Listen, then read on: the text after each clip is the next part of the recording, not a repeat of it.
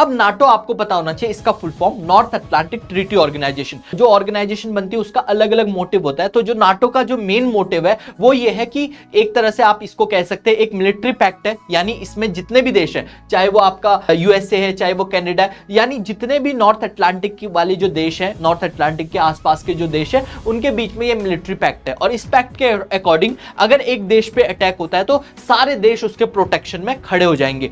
ठीक है, तो अब ये इंपॉर्टेंट इसलिए है क्योंकि नाटो हर साल स्पेन में अपनी एक्सरसाइज करता है, अपनी मिलिट्री एक्सरसाइज करता है, जितने भी उसके मेंबर नेशंस हैं। नाटो की कैपिटल आप सभी को पता है ब्रसेल्स बेल्जियम में है, लेकिन यहां पे ये इंपॉर्टेंट इसलिए क्योंकि पहली बार नॉन नाटो देश जो है वो इसमें पार्टिसिपेट कर रहा है। और नॉन नाटो देश कौन सा है? भारत। यानी भारत जो है पहली बार, यानी पूरी दुनिया में पहला ऐसा देश बन गया जो नाटो का मेंबर नहीं है, इसके बावजूद नाटो के द्वारा कराई गई एक्सरसाइज में पार्टिसिपेट कर रहा है। और हर साल ये स्पेन में होती है, तो ये पेपर के लिए बहुत ही इंपॉर्टेंट है।